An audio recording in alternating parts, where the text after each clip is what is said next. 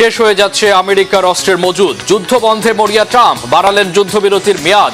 হরমুজে জাহাজ জব্দ করল ইরান ও আমেরিকার যুদ্ধ কবে শেষ হবে, কবে হবে বৈঠক? উত্তর পেতে গোটা বিশ্বের নজর এখন পাকিস্তানের দিকে। কি করছেন পাক নেতারা?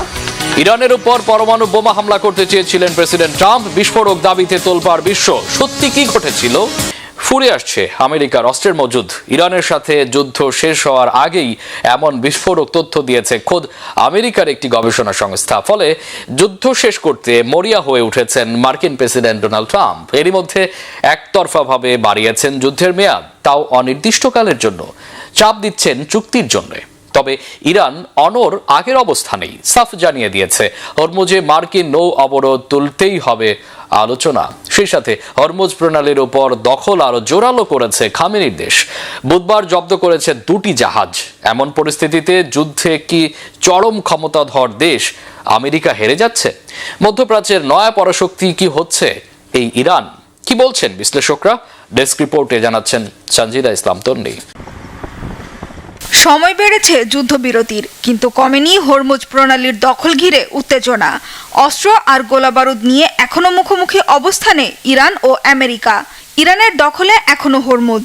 বুধবার ইরানের টেলিভিশন জানিয়েছে, নিষেধাজ্ঞা উপেক্ষা করে হরমুজ পার হওয়ার চেষ্টা করলে 3টি পণ্যবাহী জাহাজ লক্ষ্য করে হামলা চালায় বিপ্লবী গার্ডের সদস্যরা।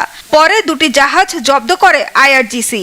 তারা সাফ জানিয়ে দিয়েছে, মার্কিন নৌ অবরোধ বহাল থাকলে পুরোপুরি বন্ধ থাকবে হরমুজ প্রণালী। একদিকে যুদ্ধবিরতির মেয়াদ বাড়লেও অন্যদিকে হরমুজ থেকে নৌ অবরোধ তুলে নেয়নি আমেরিকা। শান্তি চুক্তির জন্য চাপ দিচ্ছে ইরানকে। বলছে চুক্তি করলেই কেবল নৌ অবরোধ তুলে নেবে তারা।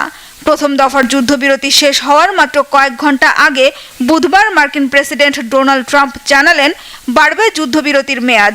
তবে এবার কোনো সময় বেঁধে দেননি তিনি। অন্যদিকে ইরানও সাফ বলে আসছে, নৌ অবরোধ তুললেই কেবল আলোচনায় বসবে তারা। চুক্তি তো এখনো অনেক দূরের বিষয়। ফলে দুই পক্ষের অনড় অবস্থানে যুদ্ধবিরতির মেয়াদ বাড়লেও কমেনি যুদ্ধের শঙ্কা। বরং সময়ের সাথে সাথে বাড়ছে আবারও যুদ্ধ শুরুর আতঙ্ক। এরই মধ্যে তেমন ইঙ্গিতও দিয়েছে ইরান ও আমেরিকা। কি সেই ইঙ্গিত? আবারও যুদ্ধ শুরু হলে তা বিশ্বের জন্য কতটা ভয়াবহ হবে? আর যুক্তরাষ্ট্র ও ইরান, তাদের কাছে কি পর্যাপ্ত অস্ত্র আছে নতুন করে আবারও যুদ্ধ চালিয়ে যাওয়ার? আর প্রেসিডেন্ট ট্রাম্প কেন যুদ্ধবিরতির সময়সীমা বেঁধে দেননি? কেন বললেন ইরান যতদিন না স্থায়ী শান্তির জন্য প্রস্তাব দিচ্ছে ততদিন পর্যন্ত যুদ্ধবিরতি চলবে? তবে কি মার্কিন প্রেসিডেন্ট পরাজয় মেনে নিয়ে যুদ্ধ পুরোপুরি থামিয়ে দিলেন? যুদ্ধ পুরোপুরি থেমে যাবে এমনটা মানতে নারাজ বিশ্লেষকরা ও ইরানের সরকারও। বরং একে ট্রাম্পের নয়া কৌশল হিসেবে ভাবছেন তারা। ইরানের পার্লামেন্ট স্পিকারের উপদেষ্টা মাহাদি মোহাম্মদী অভিযোগ করেছেন, ইরানে নতুন করে হঠাৎ হামলার জন্যই সময় বাড়ানোর কৌশল নিয়েছে আমেরিকা। বিষয়টি স্বীকারও করেছে আমেরিকা। বলছে যুদ্ধবিরতির সুযোগে মার্কিন সেনারা নিজেদের রিআর্মিং ও রিটুলিং করছে। এই সেনারা আবারও যুদ্ধের জন্য প্রস্তুত, জানিয়েছে যুক্তরাষ্ট্রের সেন্ট্রাল কমান্ড। প্রশ্ন আসে, আবারও যুদ্ধে যাওয়ার মতো অস্ত্র ও গোলাবারুদ কি দুই পক্ষের রয়েছে? বিশ্লেষকরা বলছেন, ইরানের মাটির নিচে এখনো অনেক অস্ত্র রয়েছে। গেল প্রায় 40 দিনের যুদ্ধে তারা কেবল অর্ধেক অস্ত্র ব্যবহার করেছেন, বাকি অর্ধেক এখনো অক্ষত।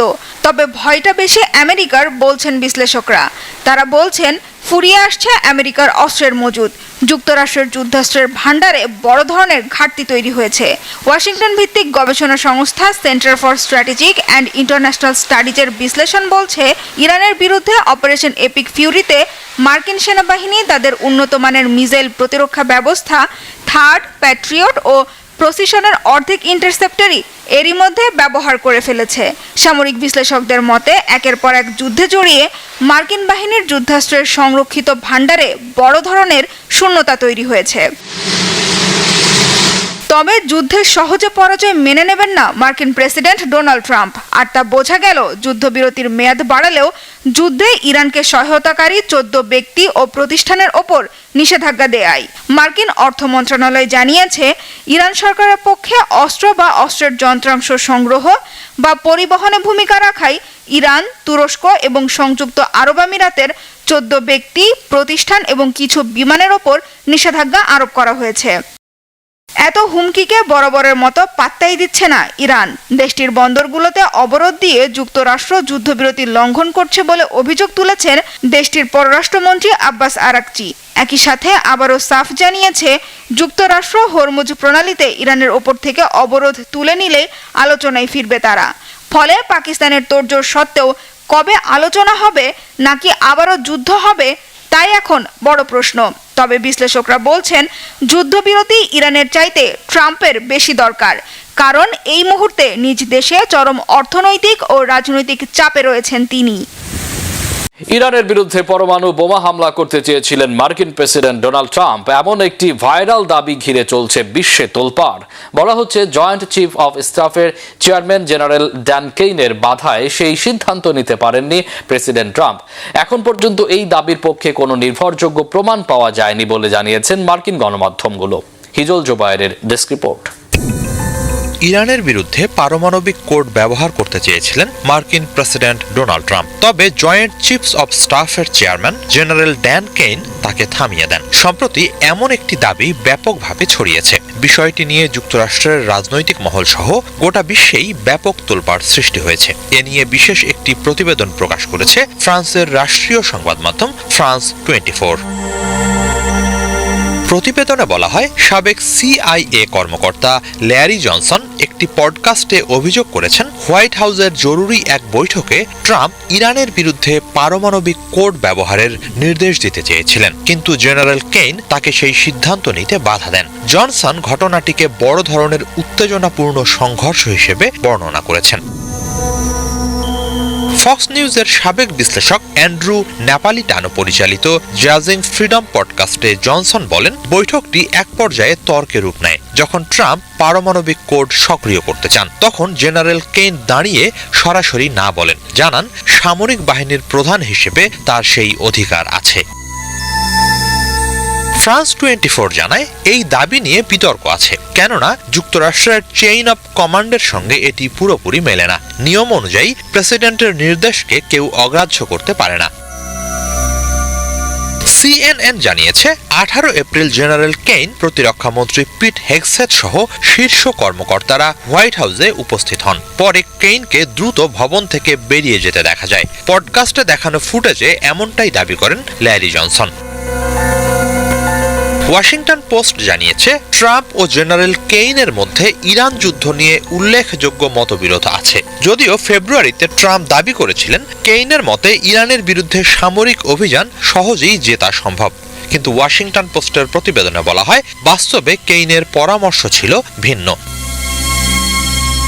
আরেক প্রতিবেদনে ওয়াল স্ট্রিট জার্নাল জানায়, ইরানে ভূপাতিত মার্কিন পাইলটদের উদ্ধারে সাম্প্রতিক অভিযানের সময় ট্রাম্পকে যুদ্ধকক্ষ বা সিচুয়েশন রুম থেকে দূরে রাখা হয়েছিল।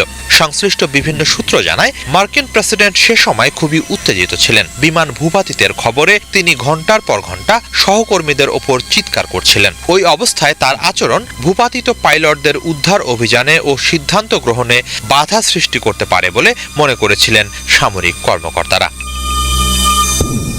বিভিন্ন গণমাধ্যম বলছে, এখন পর্যন্ত যদিও ইরানের বিরুদ্ধে ট্রাম্পের পারমাণবিক হামলা চেষ্টার কোনো সুস্পষ্ট প্রমাণ পাওয়া যায়নি, তবে তার যুদ্ধংদেহী কথাবার্তা এবং সামরিক নেতৃত্বের সঙ্গে অবস্থানগত পার্থক্য এই ভাইরাল দাবির সপক্ষেই জল্পনা উস্কে দিচ্ছে। এর আগে সাবেক CIA পরিচালক জন ব্রানান ট্রাম্পের হাতে মার্কিন পরমাণু অস্ত্রের ভান্ডার থাকা খুবই ঝুঁকিপূর্ণ বলে অভিমত দিয়েছিলেন। ট্রাম্প ইরানি সভ্যতা ধ্বংস করে দেওয়ার ভয়ঙ্কর হুমকি দিয়েছিলেন। তা নিয়ে গভীর উদ্বেগ জানিয়ে ব্রানান বলেন, এ ধরনের কথাবার্তায় বোঝা যায় ট্রাম্প মানসিকভাবে ভারসাম্যহীন। তার হাতে পারমাণবিক অস্ত্রাগার ও সামরিক শক্তির নিয়ন্ত্রণ থাকা বিশ্ব শান্তির জন্য চরম ঝুঁকিপূর্ণ। মানসিক ভারসাম্য না থাকায় ট্রাম্পকে অপসারণ করা উচিত বলে অভিমত জন ব্রানানের।